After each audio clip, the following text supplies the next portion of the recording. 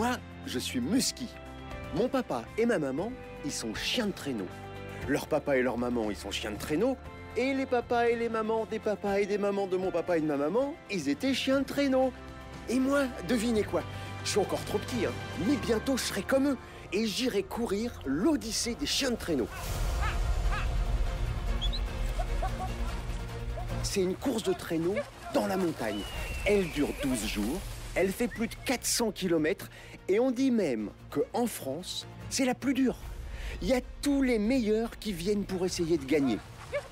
Si ça se trouve, vous les connaissez même pas. Il y a Sitka, il y a Anouk, il y a Zéphyr, Raja, Yukon. Je peux même pas vous les dire tous. Ils sont plus de 500. Et cette année, je suis allé les voir. C'est tous des champions. Ils viennent de presque partout. J'ai vu des Italiens, des Allemands, des Espagnols,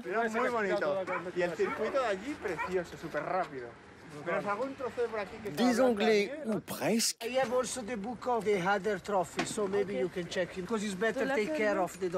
et des Français aussi. Mais certains qui ne connaissent même pas la montagne. J'habite en Picardie, donc on n'a pas l'habitude comme ça de faire du sport en altitude. Même l'hiver, j'ai pas de neige en fait, donc ils voient la neige que sur les cours. Et d'autres qui viennent du sud, du soleil. Chez moi, il fait trop chaud, donc j'entraîne uniquement de nuit. Mes chiens, je les vois jamais s'entraîner de jour. C'est trop chaud sinon. Alors, ils sont pas venus tout seuls.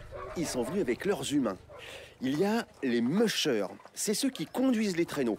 Et il y a les handlers qui les aident à s'occuper des chiens. De toute façon, la priorité dans ce sport, c'est les chiens. Donc, si eux sont pas bien, on n'arrive à rien. Donc, ils passent avant tout. C'est les chiens, et puis quand il reste un peu de temps, on s'occupe du bonhomme. Normal, il faut s'en occuper comme il faut. Ils courent pour nous faire plaisir, donc il faut leur rendre quoi. Il faut s'occuper d'eux, il faut enlever les harnais, leur donner à boire, voilà, il faut qu'ils soient en forme. S'occuper d'eux, ça veut dire aussi leur faire bien à manger. Et ça commence dès le matin. C'est petit-déj pour eux, donc croquettes et un peu de saucisses. Avec un peu d'eau tiède et puis... c'est pour ça qu'il y a Ottawa qui demande qu'on aille un peu plus vite. C'est... Allez, dépêche-toi, j'ai faim. Et quand les chiens auront pris leur soupe, auront fait leurs étirements et leurs petites marches, après on les remet en box et à partir de là on s'occupe à nouveau de nous. Donc oui, c'est toujours les chiens avant nous. C'est quand même eux qui font un gros effort et se font énormément plaisir. Ah ben moi je le comprends, Ottawa, hein. J'en voudrais bien aussi des saucisses et des croquettes. Alors, ils se font plaisir en faisant la course parce qu'ils aiment courir. Mais ils aiment manger aussi. Alors ils mangent plusieurs fois dans la journée. Ça commence dès le matin, avant le départ de la course. Mais le repas le plus important, c'est à l'arrivée, après avoir bien transpiré.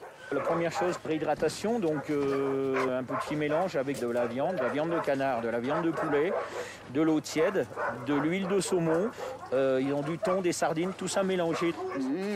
Ça fait envie, hein? Ça leur permet de boire. Si on leur donnait que de l'eau toute seule, sans rien dedans, ils sont parfois fatigués et ils ne veulent pas boire, alors qu'il faut qu'ils boivent pour évacuer les toxines, tout ça. Donc ce petit mélange-là, il est parfait pour eux, ils adorent. Et ils se font pas prier pour boire leur gamelle. Vous avez le droit de noter la recette si chez vous, vous voulez faire plaisir à votre chien, hein. Mais attention, ça, c'est une recette pour les vrais sportifs. Par exemple, pour les athlètes, on prend du sucre. Pour les chiens, le carburant de leurs muscles, c'est la graisse. Donc en fait, on donne des nourritures assez chargées en graisse parce que leurs muscles fonctionnent avec la graisse. Donc là, ce que je leur donne, c'est assez gras. Mais des fois, même si c'est bon et que c'est préparé avec amour, il y en a, ils veulent pas manger. Mystique, elle a pas mangé ce matin. Elle a couru hier. Ça va, la patate, hein, elle est toujours aussi chiante. Mais elle a bu. Mais effectivement, ce matin, elle a pas mangé. Et elle nous a fait un caca, un mou, quoi. Et rigolez pas, parce que le caca, c'est super important. Les humains, j'ai bien vu, hein, ils passent beaucoup de temps à les ramasser. D'abord parce qu'ils n'aiment pas marcher dedans, mais en plus, quand ils les ramassent, ils les sentent et ils les regardent. La crotte de chien, c'est important. C'est le premier signe annonciateur de problèmes. Déshydratation, mauvaise digestion. La déshydratation, ça veut dire qu'on boit pas assez. D'une manière générale, que ce soit pour les animaux et comme pour tout le monde, eh ben, il faut surveiller sa crotte. Plus la crotte est belle, mieux c'est. Bon, mais alors, tant qu'à en parler, on va jusqu'au bout. on reconnaît à quoi une belle crotte? C'est une crotte bien formée, bien dure, normale. Une belle crotte de chien, ça va être une crotte dure qu'on ramasse, qui sent pas fort, et quand on la ramasse, elle laisse pas de traces. Ça, c'est une belle crotte. Et maintenant que j'y pense, moi j'ai fait une super crotte ce matin, je suis plutôt en forme. Et donc, on le dit pas assez souvent, mais c'est important de faire des belles crottes. Et ouais, c'est un bon indicateur. Ouais. Ça représente un peu l'état intestinal du chien et souvent à l'effort, ça se complique. Alors, pendant les 12 jours de la course, après l'effort, il y a un autre truc super important. Et les chiens, ils adorent ça. Ils en ont tous les jours, et même des fois, plusieurs fois par jour, c'est les massages. Pas tout de suite après l'effort, parce qu'après l'effort, ils ont réhydratation et repos, vraiment. Quelques heures après l'effort, on vérifie qu'il n'y ait pas de boiterie, qu'il n'y ait pas de contracture musculaire. On commence déjà à masser la veille au soir. Et on remasse le matin pour vraiment avoir une détente optimale musculaire. Et un massage, c'est pas seulement quelques caresses. Il faut prendre son temps. Ici sur la course, on a un team de 12 chiens, donc on masse les 12. Donc c'est en plusieurs fois, hein. C'est le soir, le matin, des fois aussi juste avant la course. Le soir, ça prend 1 heure, le matin un petit peu plus. Il y en a certains qui sont très très expressifs et qui pendant le massage nous regardent presque gémissent de bonheur. Ils adorent les câlins, mais je pense que le massage, là, ils sentent vraiment qu'ils en ont besoin, c'est comme nous, hein. Car moi je suis kiné, donc j'imagine bien ce que ça peut leur procurer au niveau bien-être et confort pour l'épreuve qui va avoir lieu tout à l'heure. Moi aussi j'imagine bien. Même si j'ai pas d'épreuve, hein, j'en veux bien encore des massages. Quand on rentre, c'est papouille pour tout le monde, promenade 1/4 d'heure pour tout le monde, récupération active, et puis après c'est massage intégral pour tout le monde, quoi. Et le lendemain matin, c'est étirement pour tout le monde. Comme un coureur de fond. On essaie toujours de les soigner au maximum. C'est des athlètes vraiment de haut niveau qui donnent vraiment tout, par plaisir et pour faire plaisir aux mushers, donc on essaie de les soigner le mieux possible. Et quand ils ont tous été bichonnés, qu'ils ont bien mangé, hop, chacun chez soi. Pendant la course, la maison des chiens, c'est un camion ou une remorque. C'est ça, le 4 étoiles, avec le gros lit de paille, tout confort. Toilettes sur le palier quand même. Ils recherchent les endroits confinés, ils se sentent en sécurité.